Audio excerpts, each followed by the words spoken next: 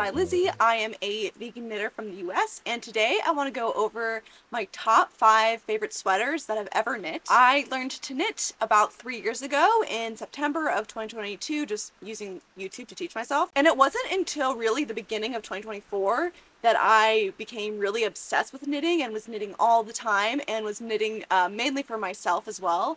And so I have known how to knit for 3 years, but I would say seriously knitting for about 2 years. And so in those 2 years, these are my top 5 favorite things that I have ever knitted, and I hope that they can bring you some inspiration. So when I started thinking about all of the things that I've knit and how I was going to pick my favorite ones, there's 2 main aspects of the garment that I was really thinking about in order to choose these. And one of them is how the knitting experience was, because I've actually found that if I enjoyed making the garment, I actually enjoy wearing it a little bit more.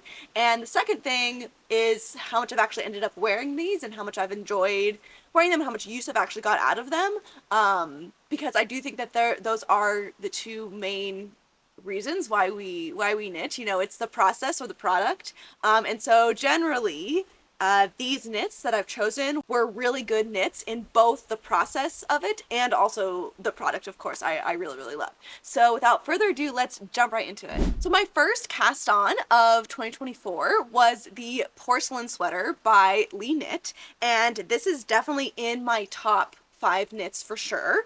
So this is a pattern that I'm fairly certain most people have heard of. It is super popular. It is a sort of striped colorwork sweater that as the name suggests, the idea was that the motifs look very similar to what you would find on porcelain, on dishware, and I do think that using the blue and white colors, which are the colors in the sample photos, really helps to emphasize the porcelain part of the porcelain sweater. And I had spent, like I said, I cast this on at the beginning of 2024, and I spent the end of 2023 knitting a sweater for every single person in my family. That's kind of how I was practicing knitting. And so during that time that I was knitting for other people, I was thinking about, okay, after Christmas, what do I want to knit for myself? And the porcelain sweater had been on my mind for months by the time that I cast this on, and so I was really excited to do it. This was also my first real colorwork project as well, and so there was a lot of novelty to it in a really fun and exciting way, but I don't think that the motifs are really that difficult. You know, if you just follow the chart, you can do them. This is a drop shoulder construction, and I knit it with quite a bit of positive ease. And another one of the reasons, besides enjoying the colorwork motifs, knitting them, and one of the reasons why I think that this is in one of my favorite knits is because of the fit of it and the oversizedness of it. It is really cozy, and I think because of the cute colorwork design, you can still look fairly polished with the colorwork design and this oversized sweater, and so you kind of have the best of both worlds of when I put this on, I wouldn't say I feel like dressed up, but I feel like, okay, I can go out into the world and feel good. But I'm really warm and cozy in a very comforting way. I knit this out of Universal Yarns Uptown DK, which is an acrylic yarn that is an anti-pill yarn, and I have found that even though I wear this sweater all the time, it is one of my only sweaters that has basically no pills on it at all. I especially find that I wear this sweater in the winter time because I think that the blue and white color just really screams winter to me and kind of reminds me of snowflakes and snow, in contrast with maybe like the night sky or something. And so ever since I've knit this has been one of my top favorites. Another garment in my top 5 is one that I had my eye on as soon as it was released. I didn't end up casting it on until a few months later, but as soon as the pattern came out, I absolutely loved the design, and that is the Esther Jacket by Petite. And this is a cardigan jacket pattern that has this all over knits and purled diamond pattern to it, which I think is just really classic, and it makes it very wearable. and I absolutely adored knitting this. The process part of this garment is really, really high, and I think it's for two main reasons. One of them is that the gauge is really, really big. It's like 15, 16 stitches, something like that, and so you make a lot of progress really, really quickly, which is always very, you know, can make things very potato chippy and fun. And then the other part of it is that this texture design is one that is really easy to memorize, and so you have so you're not have to really work that hard in order to do it, but then also the texture design is also very, very fun, and so you get to see the design come to life as you knit it without too much effort, and so it's kind of the best of both worlds of engaging but not so hard that you can still feel like you're relaxing or do other things while you're knitting it.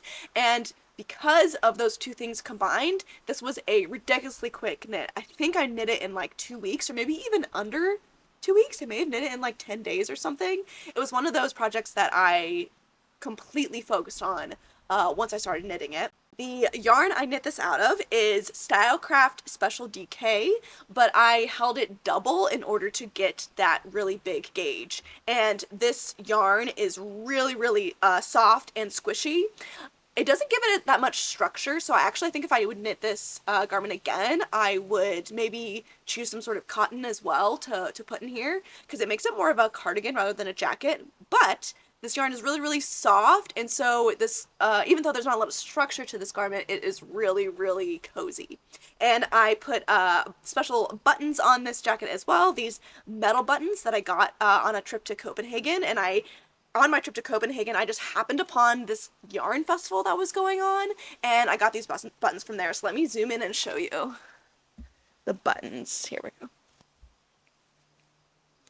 So they got these roses on them, and I think that the metal buttons brings like a nice rusticness to this garment, which is really, really cute. So not only was this garment super fun to knit, but I actually find that this is one of my most worn garments of probably all time. I think it's probably the most worn of any of these that I have here, and I think, besides the fact that it's just so cute, is that it is a cardigan. And so I find that even if I'm already wearing a sweater in the winter, I really don't like wearing coats. I get kind of bored of wearing the same coat every day. And so I'll just pile on the sweaters, and often the like second layer that I'm putting over a sweater that I already have on is my Esther jacket. So after I knit this last year, I wore it to absolute death. It is pilling a little bit. This yarn does pill, but I think if I just took a pillar thing to it, that I could get rid of that and it would be fine. So I kind of discovered with this garment that I should be knitting more cardigans, and that I get a lot of use out of cardigans in my wardrobe, and so this has just been a total closet staple for me in my wardrobe. Another garment in my top 5 that I actually have a very similar experience with to the Esther jacket is the Siri Cardigan by Lene. And this is a cardigan, a raglan shaped cardigan that has 2 really prominent cables bordering the button band and is moss stitch everywhere else. And similar to the Esther jacket, this also had a really, really big gauge, which made it knit up really, really quickly. And also similar to the Esther jacket, these really fun chunky cables in the center brought just enough interest to keep me wanting to keep going. And so I knit this also in about 2 weeks. I don't think it was less than 2 weeks like the Esther jacket. I think this was a proper 2 weeks, but I had just an absolute blast knitting this. And it was a bit of a impromptu cast on. I cast it on, I think, well after it was published, and I didn't actually know of this pattern existing when it did first come out, but what happened is I just kept seeing it pop up on Instagram, and the algorithm did its work on me, and after seeing it so many times, and every time I would see it, I would think it was just, oh, that's so cute. I caved, and I cast it on in a butter yellow, which was kind of on trend when I was casting it on, which made it like all that much more fun. And I ended up knitting this out of 2 yarns held together. I used Cascade Sarasota DK and also Lammy Yarn Soft Sensations, which is a acrylic polyester mohair, and the Cascade Yarns Sarasota is a cotton and acrylic blend, which is a yarn that I'm really loving lately. And I found that the color match I was able to get between those two yarns was just absolutely perfect, which just warmed my heart. Again, similar to the Esther jacket, I find that this is just so easy to throw on, and it is actually, I would say, cozier than my Esther jacket because I held a mohair with it. And so it's like wearing, it's like having like you get to be hugged by your sweater, or like having a blanket on or something at all times, which is just so comforting. And I actually finished this in May, and so I wore it as much as I could after I finished it, but I'm really excited to have this for the cold, now that it's actually getting cold, and I have a feeling that I'm gonna get a ton of wear out of it, and it's really gonna be competing with my Esther jacket for wear. And so this one is definitely in my top as well, the Siri Cardigan by Lene. Another garment in my top 5 is actually not a sweater at all, but I did want to mention it here because of how much I love this garment, and that is the Petite by Sari Nordlund, which is a pretty much all-over lace t-shirt except for the sleeves. And Sari Nordlund has a whole poet series. She's got poet socks. You can do a poet cardigan. There's poet designs that have the lace design on the main body and not the sleeves, or have it on both the sleeves and the body. I think that there's a poet scarf. There might even be a poet hat. Basically, if you like this design, there is everything you want to knit with it, you can. I knit this design fairly early in my knitting journey. I believe it was the first lace thing that I made. And when I saw the pattern, I was really just mesmerized by it. Again, it was kind of early in my knitting journey, and so I was still kind of learning all the things that you could do with knitting. And so when I saw this pattern, and I was just mind blown, really, that you could even make something look like that with just by knitting. Like, there's no other colors or anything to make the design. It's all just what you're doing with the yarn. And I was a bit intimidated by it, but I took the plunge, and I discovered that actually, if you just follow your chart, you can, you can do it. It's like each individual stitch that you're doing is not that difficult. And so as long as you keep track of where you are in the design, it is very, very doable. And this was a garment that did take me a decent amount of time for it just being a t-shirt, because of it has a smaller gauge, because it is a t-shirt design, and I believe I knit a few sizes up because my gauge was even smaller than what Sari Nordlund's was. And again, the chart was something that I had to really look at every time I was doing it. But by the time I finished it, I was so proud of myself, and it was one of those things like, I can't believe that I made that. And this is a garment that when I've worn it out and about, I've never had anyone ask me if I made it, which has happened to me when I've worn other things. And I think it might be because I don't know if a non-knitter would know that you can make a design like this with knitting, not that like my work is so good that it's store-bought. That's not what I'm trying to say. I just think that this design is so special that unless you know what knitting can truly do, like, I don't think the average person knows that you can make this type of thing yourself. And so I do have a lot of just sort of pride in what I was able to do when I wear this, which I think contributes to the joy I have when I wear it, of course.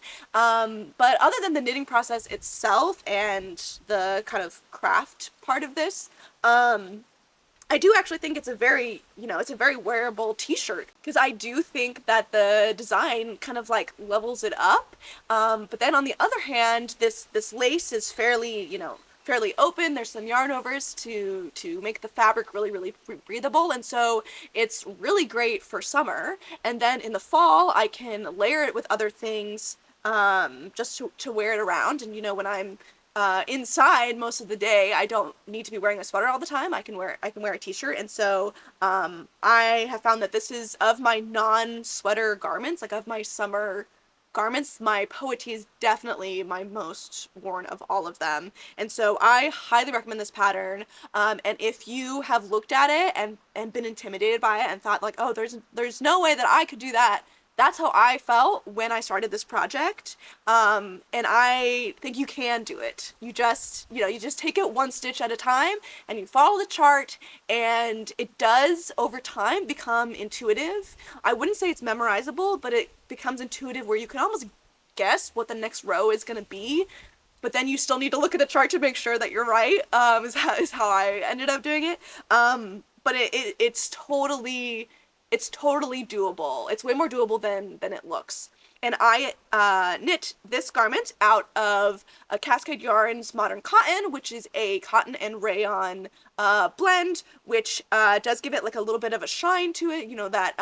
That rayon from bamboo, I believe, does give it a bit of a shine to it. And because it is made out of cotton and bamboo, this is actually I can machine wash this garment. I lay it flat to dry, but when I'm actually washing it, I can put it through the washing machine, which is really great for a t-shirt because if it's, closer to skin, it might get more dirty than a sweater, which you put on when you've already got a shirt on.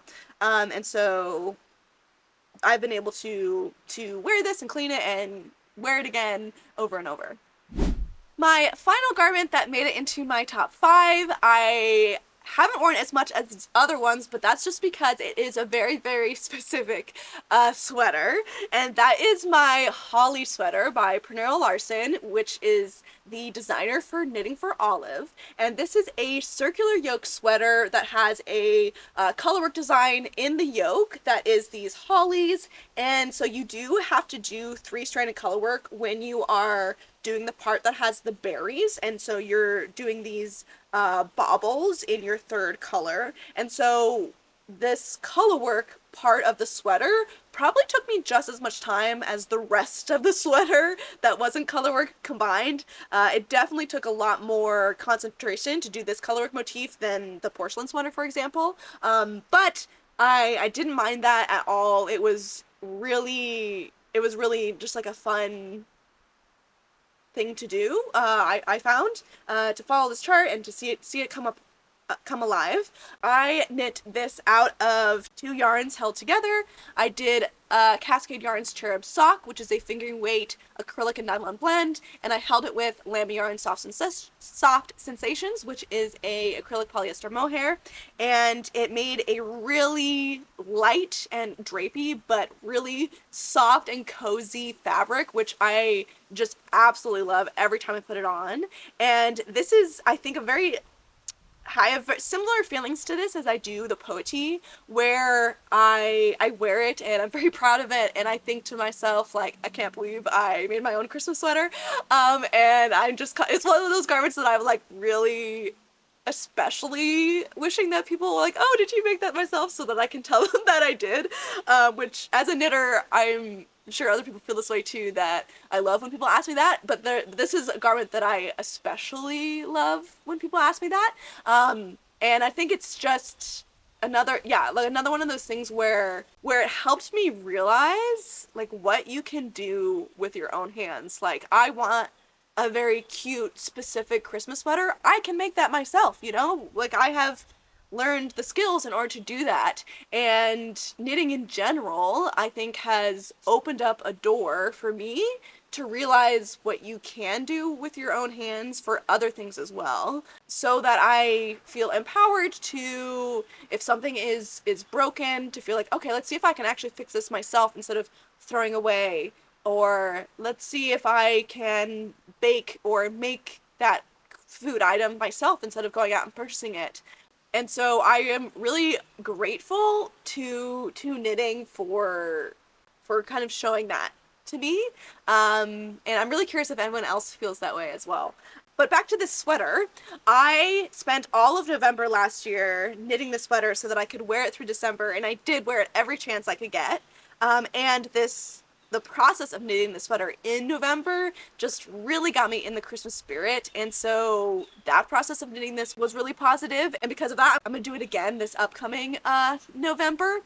But besides the process of knitting this, of course, I found it really, really wearable in the Christmas season, and I was a little suspicious of a circular yoke sweater, the fit of it. I had heard, just from other knitters on the internet, that sometimes circular yokes can be harder to fit correctly compared to a drop shoulder or a raglan, but I have found that this fits really, really well, and there are German short rows in this pattern to raise the back neck, just like you would in other constructions, and so that definitely helps with the fit a lot, and so I think that this pattern scores well for me in the process, in the fit, and I wore it all the time last Christmas, and I plan to wear it a lot again this upcoming December as well. So that brings me to the top 5 knits that I've ever made. I would love to do this again, maybe in a year or 2 years or something, and see how many of these that are currently in my top 5 stand the test of time. Some of these are fairly recent, like the Siri cardigan I made, you know, only a few months ago, this past May, and it's a cardigan. I haven't actually got to wear it too much, but I still love it so much.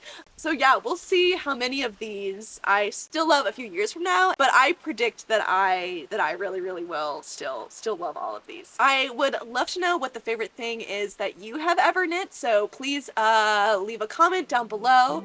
And with that, I am going to sign off and send lots of big hugs to everyone, and I will see you next time. Bye!